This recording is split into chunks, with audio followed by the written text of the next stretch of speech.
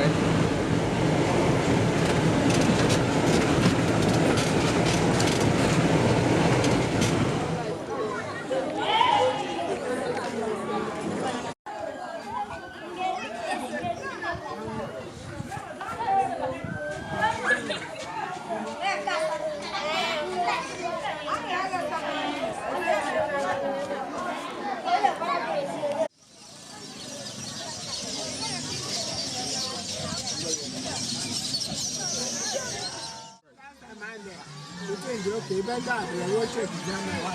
Yeah,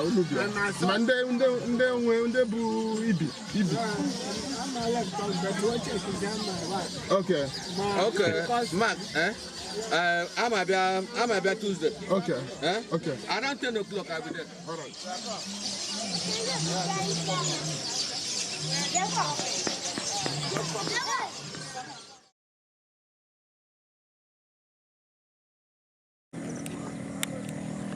That's my exercise for the day.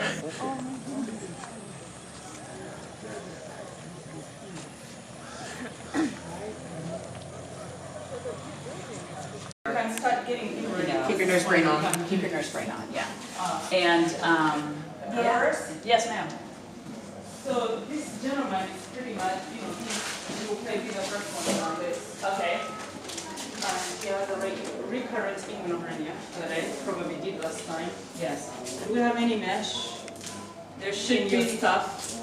there should be, I thought there was some that came. No, there's mesh in your stuff. It's only what we have, because What it's came only from 12. Paracares, yeah. Yeah, that's what she said. So he has a recurrence. I have got to put meshes into that. Okay. So you can as well start getting him ready. Okay. Let's do that. And so I think that, So he needs an IV, he needs, give him a gram of cefazolin. okay.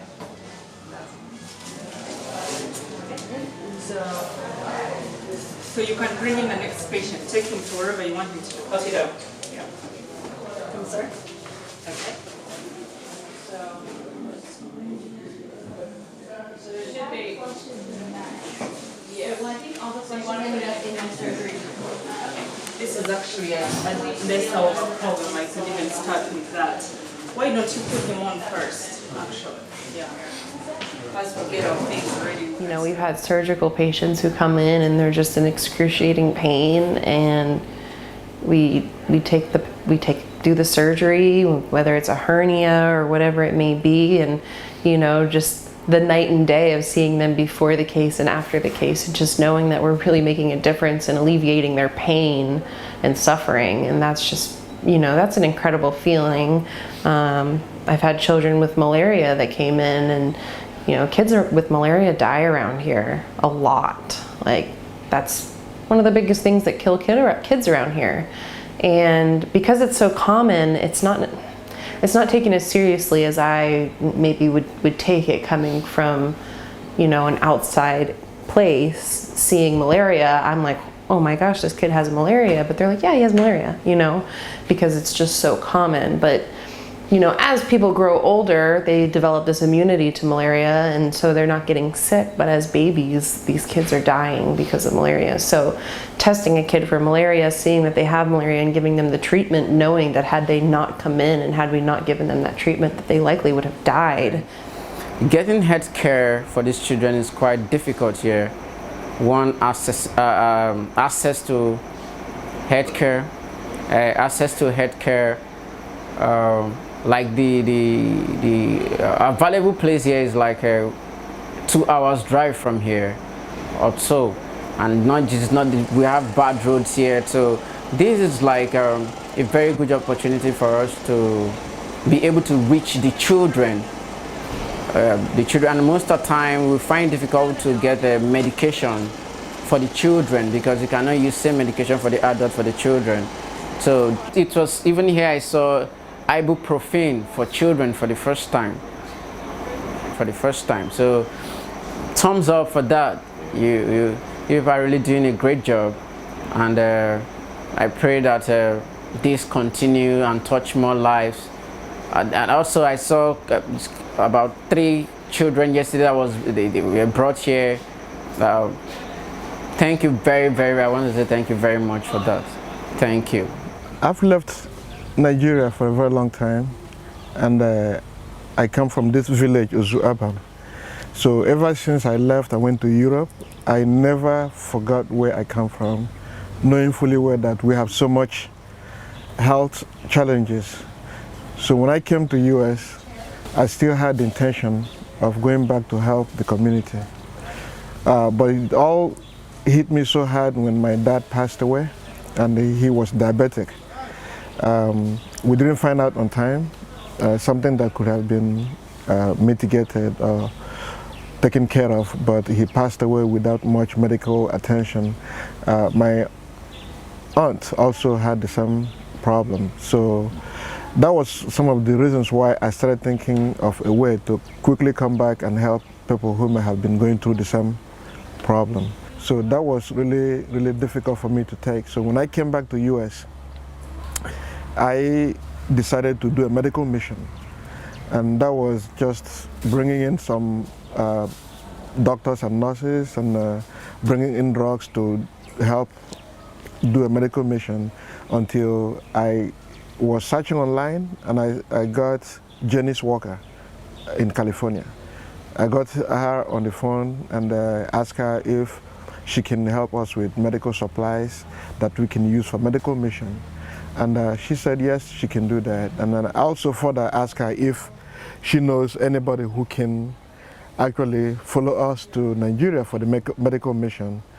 So she said yes and gave me a name of one of the doctors.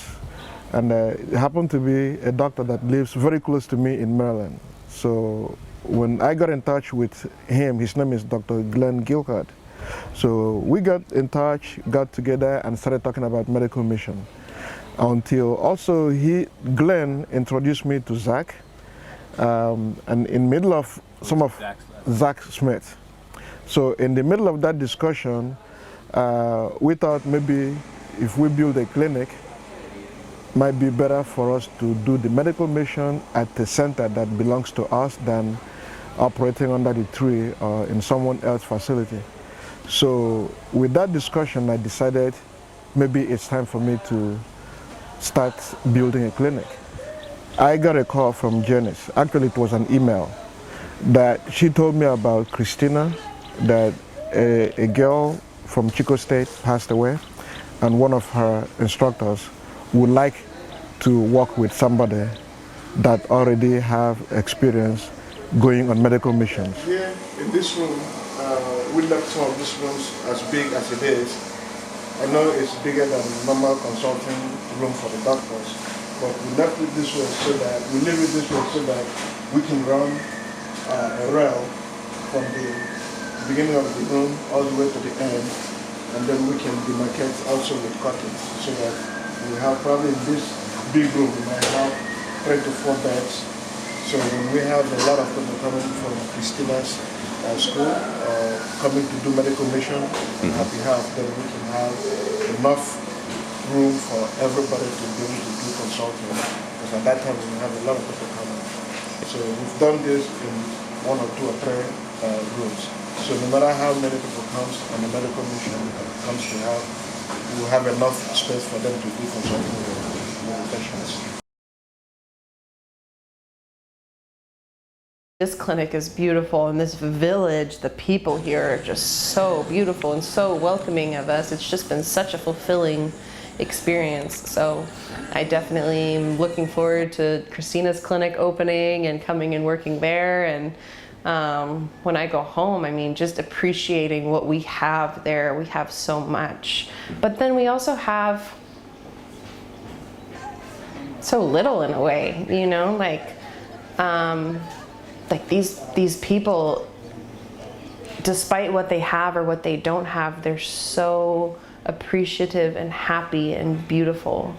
And I feel like we lose sight of that in America sometimes with like the busy lives that we lead. And you know, these people have simple lives and they're so happy and they're so filled with gratitude, and that's inspiring.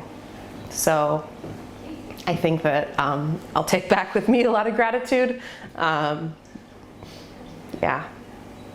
it's been beautiful. For me, it's been so nice to see you and the other girls just carry on. I just see Kristina in all of you. Oh, that's very sweet.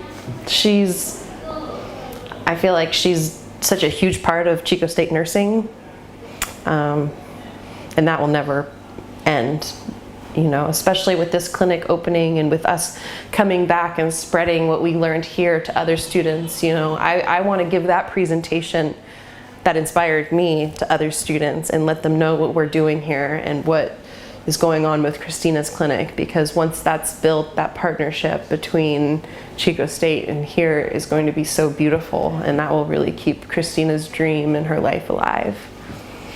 I never knew Kristina, but just knowing her story and knowing her family and her friends, and she's just this beautiful angel, and it's very apparent in everything that's happened. You know, I truly believe that everything happens for a reason, and there's something deeper behind. And curious with me all the time. It's beautiful. There's an angel.